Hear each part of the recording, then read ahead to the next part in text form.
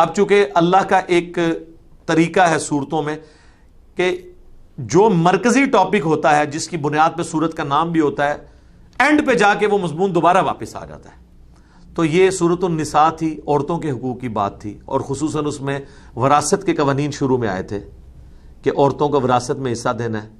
تو آپ دیکھیں آخری آیت اللہ نے کس طرح یہودیوں سے خطاب ہوتے ہوئے، میرے اعتبار سے تو یہیں پہ صورت ختم ہو جاتی ہے اگر کوئی انسان ہوتا ہے اس کتاب کا مصنف، کیونکہ ٹاپک کنکلوڈ ہو رہا ہے، فوراً واپس آ گئی ہے.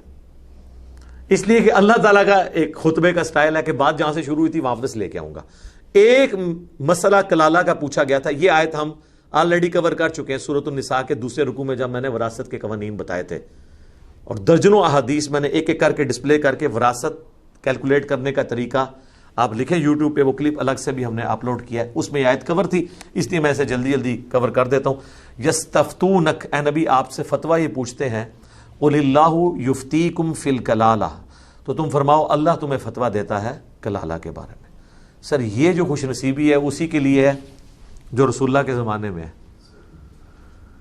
کہ سوال تو ہو رہا ہے نبی سے اور اللہ کہہ رہا ہے جواب میں دوں گا. آج تو یہ خوش نصیبی نہیں ہے. آج سوال ہوگا تو علماء قرآن و سنت کے دائرے میں جو وہ صحیح سمجھتے ہیں وہ آپ کے سامنے رکھیں گے. اللہ تمہیں کلالہ کی وراثت کے بارے میں فتویٰ دیتا ہے. کلالہ وہ ہے یعنی جس کے آگے پیچھے کوئی نہیں ہے، نہ اس کی اولاد ہے اور نہ ماں باپ ہے، بہن بھائی ہیں. اس کیس میں کیا ہوگا؟ انم رؤن ہلاک لیس لہ ولد، اگر کوئی ایسا مرد مر جائے جس کی کوئی اولاد نہ ہو، ولہ اختن، اور صرف اس کی ایک بہن ہے وہ چھوڑ کے مرا ہے، نہ اس کے ماں باپ ہیں نہ اولاد ہے، فلہا نصف ما ترک، تو وہ آدھی جائیداد کی مالک بن جائے گی اپنے بھائی کی مرنے کے بعد. باقی آدھی کدھر جائے گی؟ وہ کسی این جی او کو بھی جا سکتی ہے، وہ کسی قریبی اور مرد رشتہ دار کو بھی جا سکتی ہے، یعنی اس کے کزنز کو. وہ صحیح بخاری موجود ہے کہ قوم کا بھتیجا اور بھانجا اسی قوم میں شمار کیا جائے گا، سب سے قریبی رشتہ دار کو دی جائے گی. یہ ڈیٹیلز میں پہلے بتا چکا ہوں، اب میں ٹائم قریب ہے میں اس کو صرف کور کروں گا. وَهُوَ يَرِثُهَا، اور اگر وہ مرد ہے وارث ایسی عورت کا جو کلالہ ہے، یعنی نہ اس کی اولاد نہ اس کا خامند اور نہ اس کے ماں باپ، اگر کوئی عورت مر گئی ہے تو پھر مرد پورے کا پورا اپنی بہن کی جائیداد کا مالک بن جائے گا مرد کے کیس میں، کیونکہ سب سے قریبی رشتہ دار مرد وہ زندہ ہے نا، اب تو کزنز تک بات جائے گی نہیں.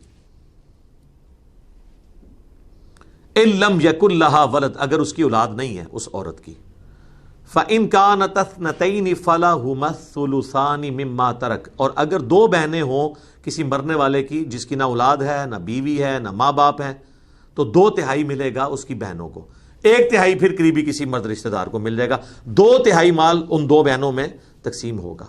وَإِن كَانُوا إِخْوَةً رِجَالًا وَنِسَاءً، اور اگر مرنے والے کی بہنیں بھی ہیں اور بھائی بھی ہیں، تو چاہے وہ مرد ہے چاہے عورت ہے، پھر ساری جائیداد ہی اس کے بہن بھائیوں میں تقسیم ہوگی. کس ریشو سے؟ جو شروع میں بیان ہوئی ہے، فَلِلذَّكَرِ مِثْلُ حَظِّ الْأُنثَيَيْنِ، تو ہر مرد کو عورت کے مقابلے میں ڈبل حصہ ملے گا. یعنی کوئی عورت مری اور اس کے بہن بھی ہیں اور بھائی بھی ہیں، صرف بہنیں نہیں ہیں صرف بھائی نہیں ہیں بلکہ مکس ہیں، تو وہ ساری جائیداد ان میں تقسیم ہو جائے گی 1-2 کی ریشو کے ساتھ. یبین اللہ لکم ان تضلوا، اللہ تعالیٰ اپنی آیات کھول کھول کر بیان کرتا ہے کہ کہیں تم گمراہ نہ ہو جاؤ. واللہ بکل شیء علیم، اور اللہ تعالیٰ ہر شے کو اپنے علم سے گھیرے ہوئے ہے، ہر چیز سے وہ واقف ہے. الحمدللہ. لہری سورہ نساء بھی ختم ہو گئی، مکمل ہو گئی. یہ جب شروع ہوئی تھی میں نے کہا تھا اس میں تو اتنا کچھ ہے پتہ نہیں کب ختم ہوگی. اللہ کا شکر ہے ابھی تک جتنا کچھ یہ 87 کلاسز میں ریکارڈ ہو چکا ہے، 87 کلاسز میں بمشکل ہم 6 پارے میں پہنچے ہیں، لیکن کوشش یہ ہے کہ جو بھی نٹی گریٹیز ہیں وہ ساتھ ساتھ کور ہوں، کوئی چیز رہ نہ جائے، کسی کی تشنگی نہ رہے کہ یہ بات کس پیرائے میں ہو رہی ہے اور آج کے دور کا قرآن اسے فیل ہو رہا ہو.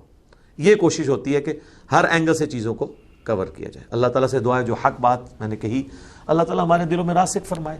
اگر جذبات میں میرے منہ سے کوئی غلط بات نکل گئی تو اللہ تعالیٰ ہمارے دلوں ہی سے اسے دھو ڈالے، ہمیں معاف بھی کر دے، ہمیں کتاب و سنت کی تعلیمات پر عمل کر کے دوسرے بھائیوں تک پہنچانے کی توفیق عطا فرمائے. سبحانک اللہم و بحمدک اشہد ان لا الہ الا انت استغفرک و اتوب الیک وما علینا الا البلاغ المبین. جزاکم اللہ خیرا. آمین.